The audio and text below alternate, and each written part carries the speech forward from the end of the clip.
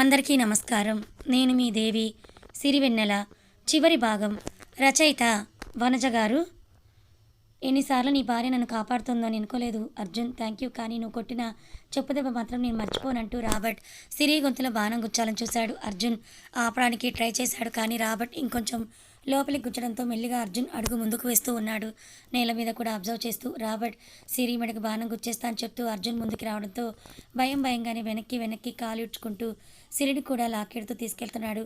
Robert సిరిని అలా తీసుకువెళ్లడంతో ఆమె జడ మొత్తం ఊడిపోయి అమ్మవారి విశ్వరూపాన్ని రాబర్ట్కి కనిపించింది.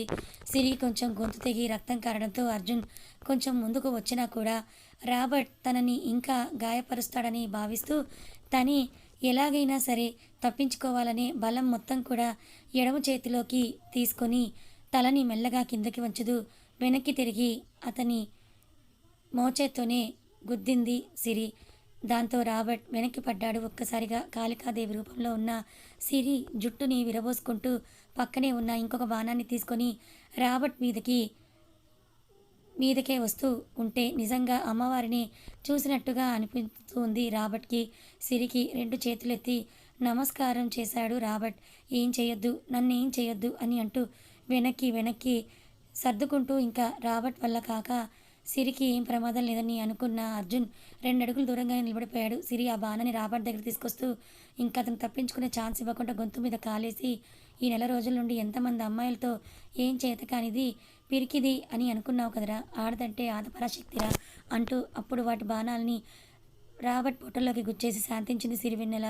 ఇంకొక పోటు వేసేలోపు సిరి ఆ టైంలో ఒకరిని చంపడం మంచిది కాదని భావించిన అర్జున్ ఆమెని వెనక్కి లాగి కొన ఊపిరితో ఉన్న రాబర్ట్ని చూస్తూ డిప్యూటీ సీఎం పవన్ కళ్యాణ్ గారికి కాల్ చేశాడు. హలో సార్ అని అర్జున్ అనగానే, చెప్పు అర్జున్, వాడు దొరికాడా అని అటువైపు పవన్ కళ్యాణ్ గారు కోపంగా అడగడంతో, దొరికాడు సార్, వాడు నా వైఫ్కి హాని చేయాలని చూశాడు, అందుకే నేను షూట్ చేయాల్సి వచ్చింది అని చెప్పాడు అర్జున్.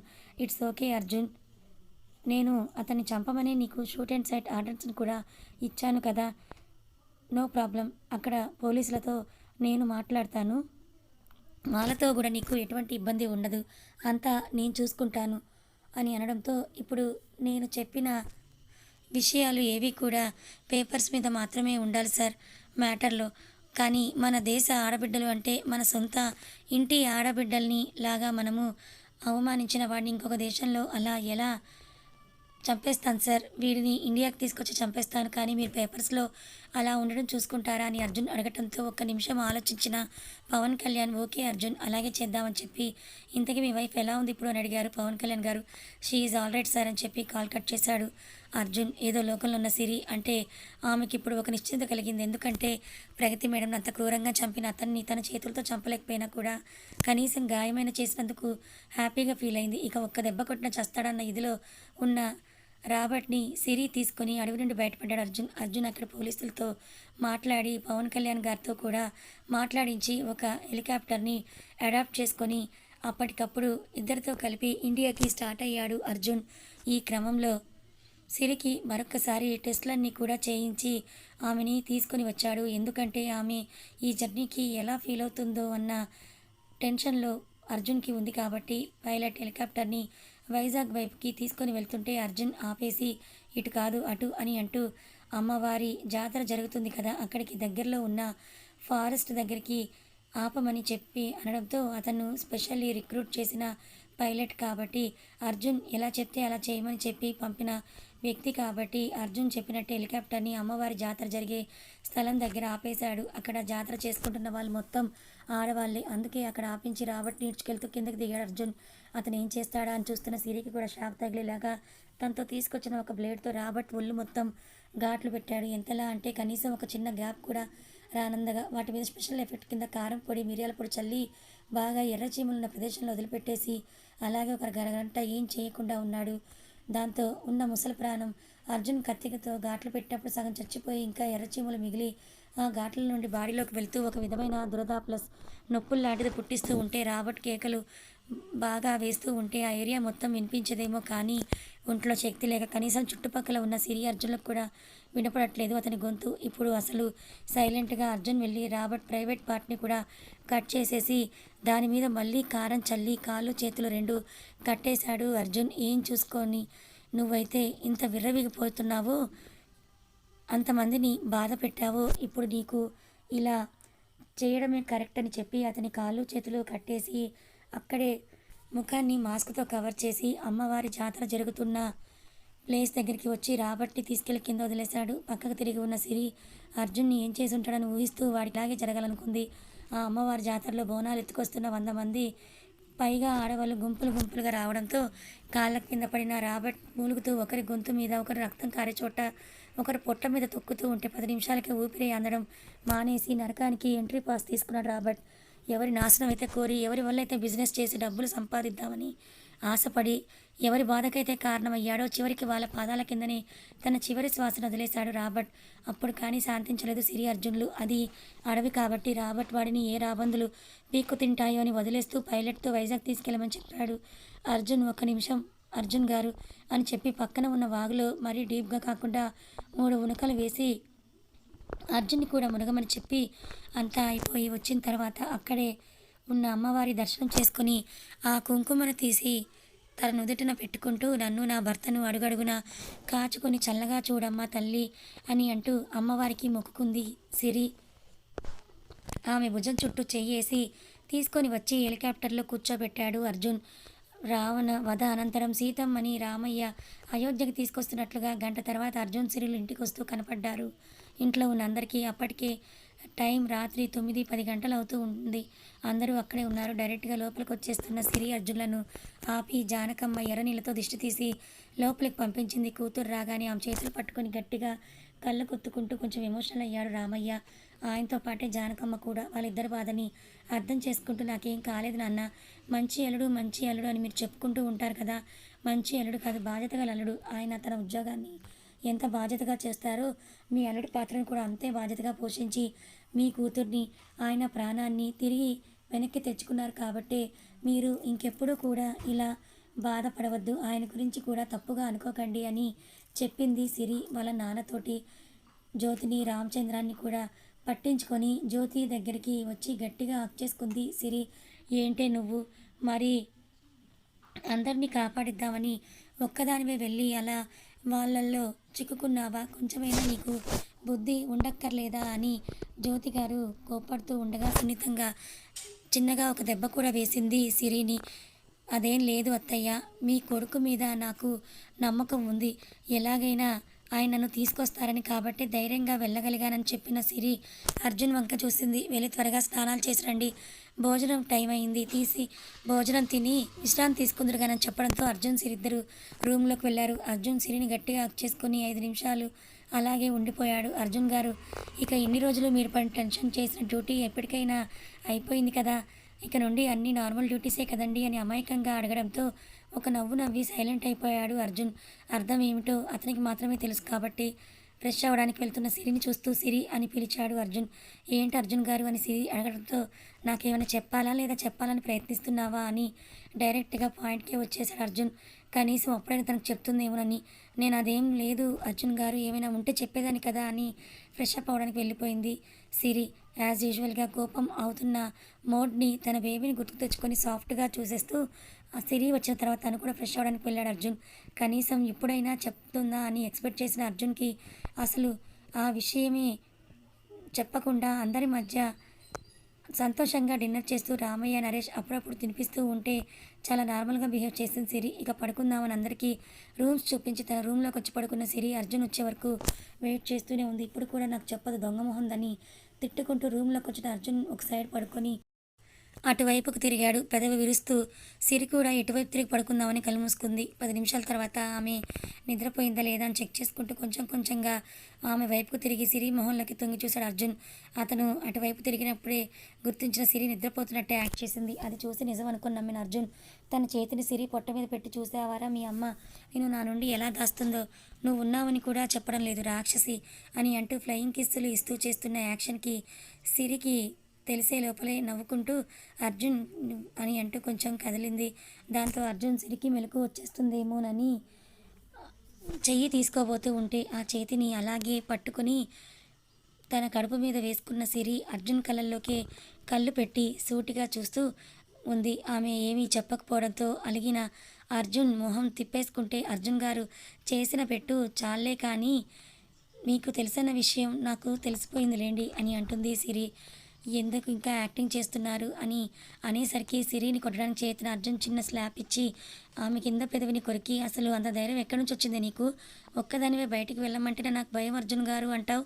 అలాంటిది కడుపులో జూనియర్ ఏసీపీని పెట్టుకొని నువ్వు అంత దూరం వెళ్ళడానికి రెడీ అయిపోయావు. వాళ్ళ మధ్య ప్లాన్ అని చెప్పి వాళ్ళ మధ్యకి వెళ్ళడానికి సిద్ధమైపోయావు. ఎంత ధైర్యం ఎక్కడి నుంచి వచ్చింది నీకు అని అర్జున్ ఇంకా సిరి మీదకి ఒరుగుతూ అంటే సిరి మీద బరువు పడకుండా బ్యాలెన్స్ చేసుకుంటూ అడగడంతో, అంతా ఏసీపీ గారి దయ అర్జున్ గారు. ఆయన ఇంట్లో ఉంటున్నాను కదా, కొంచెమైనా ఆయన ధైర్యం రాదా నాకు అని అమాయకానికి అల్లరి మిక్స్ చేసి చెప్పడంతో అర్జున్ రెండు చేతులు సిరి పొట్ట మీద పెట్టి ఈసారి మనస్ఫూర్తిగా ఫీల్ అయ్యాడు. ఓయ్ సిరి, నాకు తెలుసు అన్న విషయం నీకెలా అర్థమైందని అర్జున్ అడగటంతో, ఈరోజు మధ్యాహ్నం మీరు నన్ను చూసిన దగ్గర నుంచి మీ ఫోకస్ నా మొహం మీద కంటే నా కడుపు మీదనే ఎక్కువగా ఉంది. పైగా నేను వచ్చేసాక మీరు ఖచ్చితంగా షూట్ అండ్ సైట్ ఆర్డర్స్ కోసం ఇంటికి వచ్చే ఉంటారు. నా రిపోర్ట్స్ని చూసే ఉంటారన్న విషయం కూడా నాకు తెలుసు. అందుకే ఇక్కడ ఉన్న మీ హై ఆఫీసర్స్ ఎవరిని కూడా లెక్క చేయకుండా పోలీస్ ఆఫీసర్గా కాకుండా నా భర్తగా మీ బిడ్డకు కాబోయే తండ్రిగా నన్ను కాపాడుకోవడానికి వచ్చారు కదా అని సిరి అనడంతో ఆమె ఎదుటను ముద్దు పెట్టి ఇద్దరి పెదవుల్ని ఏకం చేశాడు అర్జున్. ఆ ఫీల్ని కొంచెం సేపు ఎంజాయ్ చేసిన అర్జున్ సిరి వంక చుట్టంతో ఆమె సిగ్గుగా అర్జున్ని చూస్తూ అతని కళ్ళు మూసేసి జెంటిల్గా బిహేవ్ చేయొచ్చని డాక్టర్ చెప్పింది అనడంతో అర్జున్ సిరి పవిట కొంగుని తొలగిస్తూ ఇంకోసారి ఆమె అంగీకారం తీసుకుని సున్నితంగానే సిరిలోకి ప్రవేశించి సొంతం చేసుకున్నాడు.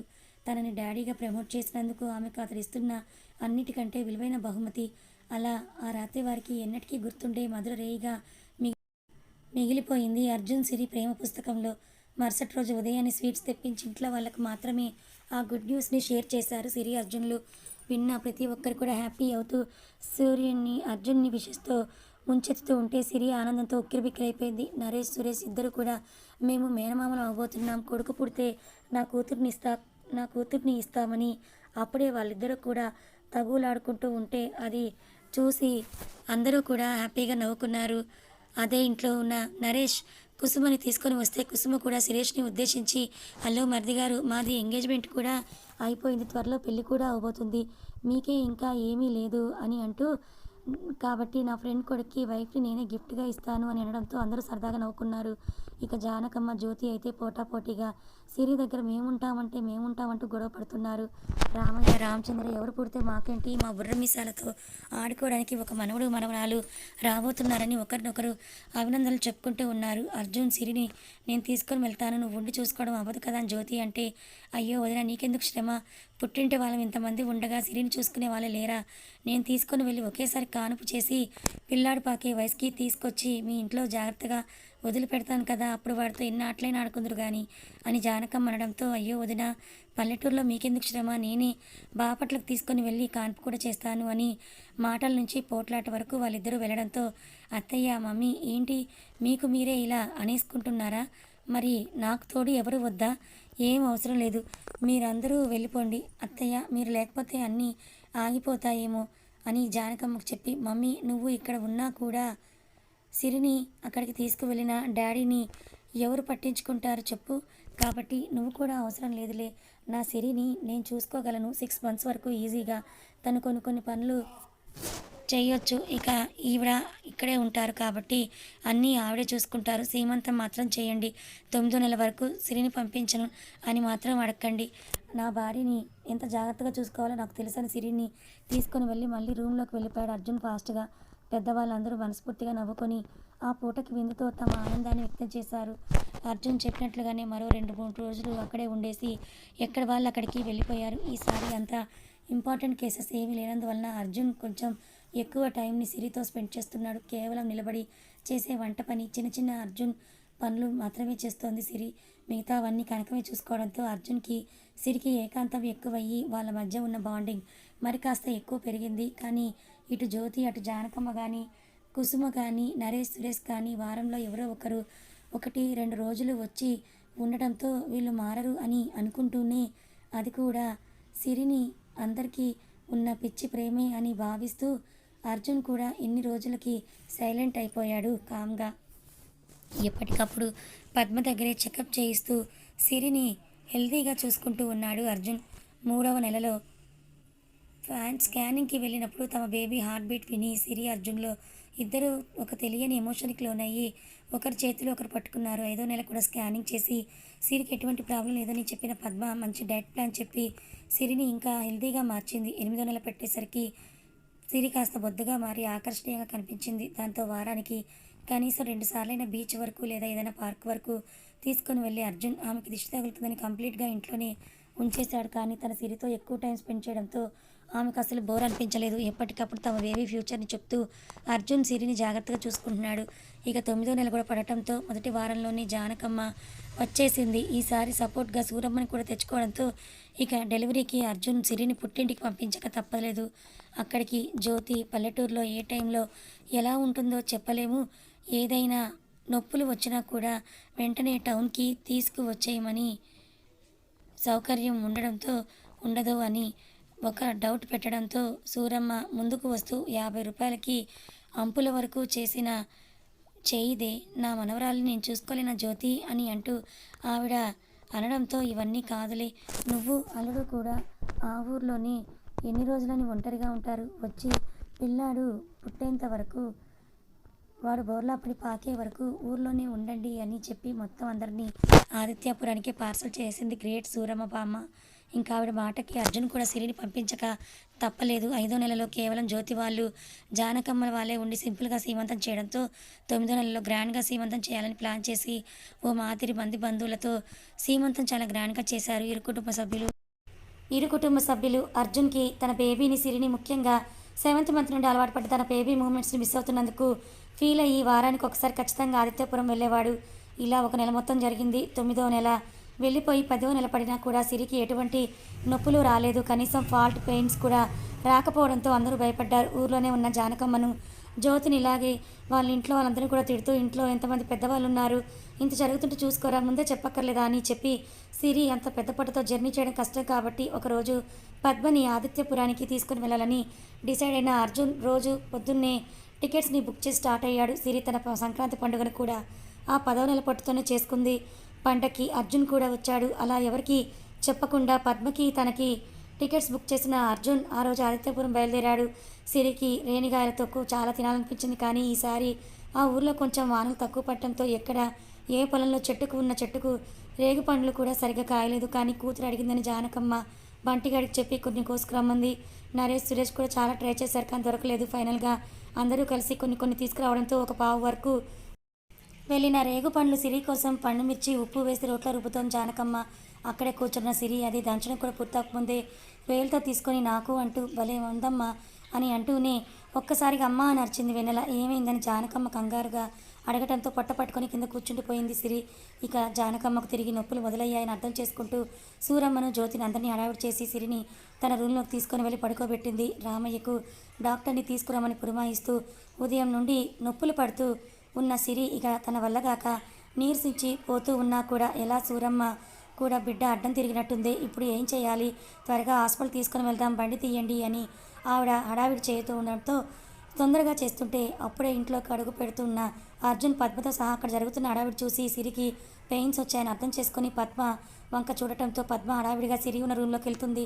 చేతితో పట్టుకొని చెక్ చేస్తూ ఉండడంతో బామ్మగారు మీరేం టెన్షన్ పడకండి, బిడ్డ ఏమీ అడ్డం తిరగడం లేదు, భవిష్య ఈ పిల్ల నిన్నటి నుండి ఏది సరిగ్గా తిన్నట్టు లేదు, అందుకే పోస్ట్ చేయడానికి ఎనర్జీ చావడం లేదని చెప్పడంతో సూరమ్మ పక్కకు తప్పుకొని పద్మని సిరికి దగ్గరగా చేర్చింది. పద్మ సిరికి ధైర్యం చెప్తూ హాస్పిటల్కి వెళ్ళాల్సినంత అవసరం, ఆపరేషన్ చేయాల్సిన అవసరం అంతకన్నా లేదు సిరి, ఇంకొంచెం గట్టిగా పుష్ చేయి, ఆల్మోస్ట్ బేబీ పొజిషన్లోకి వచ్చేసినట్లుందని చెప్పడంతో నా వల్ల కాదు పద్మగారు అంటూనే స్పృహ తప్పడానికి సిద్ధంగా ఉన్న సిరి చంప మీద చురుక్కుమని దెబ్బ పడింది. రెప్ప పాటలో కాలు తెరిచిన సిరి అర్జున్ని చూస్తూ అతని చేతులు పట్టుకొని ఏడ్చేసింది. కానీ అర్జున్ సిరిని చూస్తున్న పెయిన్ని లోపలే అణిచిపెట్టి ఆమెను పోస్ట్ చేయమని ఎంకరేజ్ చేశాడు.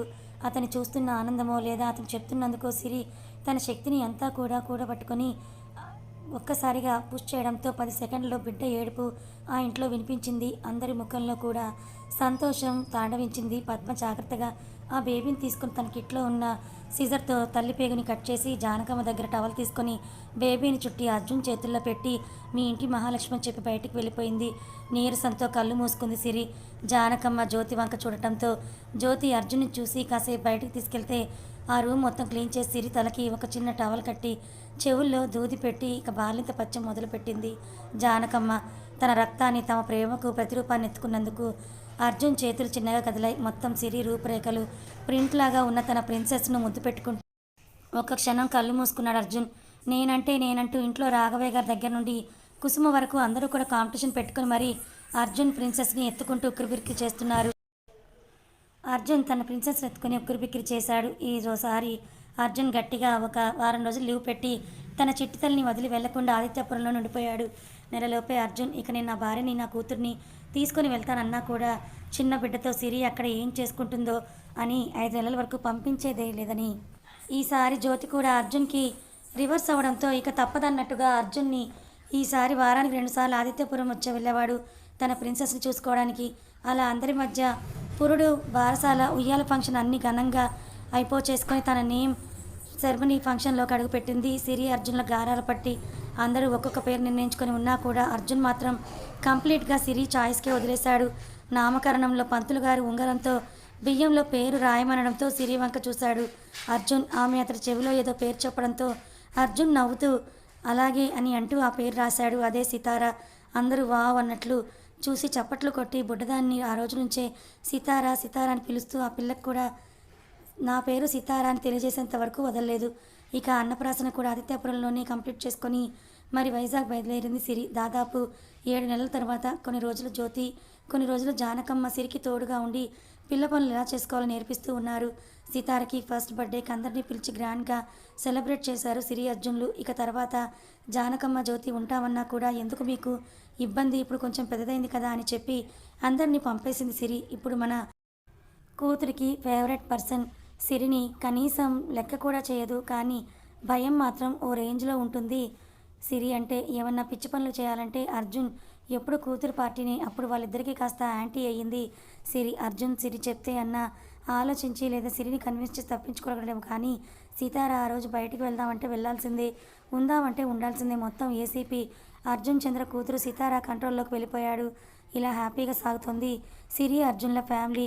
సీతారకి 3 సంవత్సరాలు. అలా ఒకరోజు సిరి అర్జున్కి టిఫిన్ వడ్డించి సీతురా నీకు కూడా ఇడ్లీ తినిపిస్తాను అని అంటూ ఉంటే అమ్మ ఇడ్లీ ఎందుకు, నేను ఇంకా చిన్నపిల్లనా, నాకు దోశ చేసి పెట్టని అడగటంతో ఏంటే అని నీ ఇష్టాలేనా, చేసిన టిఫిన్ తిని వచ్చి అని సిరి కొంచెం గట్టిగా అరవడంతో ఏం కాదు, నేను ఈరోజు దోశ చేస్తేనే టిఫిన్ తింటాను, లేదా మధ్యాహ్నం వరకు అసలు కాదు, తినను ఈరోజు మొత్తం కూడా అని సితార మొండి పట్టడంతో సిరి కూడా ముందుగా కూర్చుంటూ ఇంట్లో అన్నీ నువ్వు చెప్పినట్టుగానే జరిగే ఆటలేనా అని సీరియస్గా తండ్రి కూతురుని చూస్తూ ఉంది.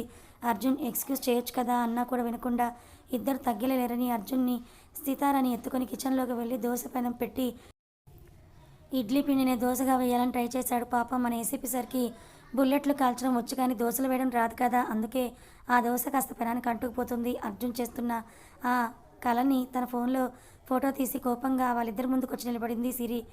తనని చూసి అర్జున్ అంటే సీతు తల్లి అని అడిగింది కదా, అందుకే ఏదో ట్రై చేస్తున్నాను అని అనడంతో ఇద్దరి వంగ కోపంగా చూసి ఈసారి సిరిని దోశ వేయడం స్టార్ట్ చేసింది. అర్జున్ సిరిను వెనక నుండి హక్ చేసుకుని మై డియర్ క్యూట్ వైఫ్ అంటూ బుగ్గల మీద ముద్దుస్తే ఇంకో వైపు నుండి సీతు కూడా సిరిని హక్ చేసుకుని మై క్యూట్ అమ్మ అనడంతో చాలే మీ ఇద్దరి వేషాలు, మంచిగా ఐస్ చేస్తారు మనుషుల్ని అని చెప్పి దోశ వేసి అర్జున్కి సీతుకి కలిపి తినిపించింది. అర్జున్ మెల్లిగా సిరి చెవి దగ్గరికి వచ్చి మన సీతుకి 3 years పడ్డాయి, మరి తనకి ఆడుకోవడానికి మనం ఓ తమ్ముడినో చెల్లినో ఇవ్వాలి కదా, అందుకే నెక్స్ట్ బర్త్డే కల్లా ఆ గిఫ్ట్ ఇవ్వాలని డిసైడ్ అయ్యానని చెప్పి సిరి నడుము గిలుతాడు. అబ్బో ఏం అవసరం లేదులే, మనకు సీతు ఒక్కతే చాలు అని సిరి సీతుని ముద్దు చేస్తూ ఉంటే మరొక్కరు ఏం బాగుంటుంది, వాళ్ళకు కూడా తోడు కావాలి కదా, ఇంకేం మాట్లాడుకు, ఈ విషయంలో కాంప్రమైజ్ అయ్యేదే లేదు, అసలే చాలా రోజులు అయిందని అర్జున్ ఒళ్ళు విరుచుకుంటుంటే అతనికి చిన్న దెబ్బ వేసి మీకు స్టేషన్కి వెళ్ళే టైం అయినట్లుంది, ఇక వెళ్ళండి, రాత్రి కాస్త త్వరగా వస్తే సంతోషిస్తామని సిరి అనడంతో తొందరగా అంటే మనకు పర్మిషన్ వచ్చినట్లే అనుకొని ఇంకా తొందరగా మల్లెపూలు హల్వా తీసుకు నుదుటనే ముద్దు పెట్టి సీతుకి చాక్లెట్తో ఎంగేజ్ చేసి సిరి దగ్గర ఒక లిప్ కిస్ కొట్టేసి స్టేషన్కి వెళ్ళిపోయాడు అర్జున్.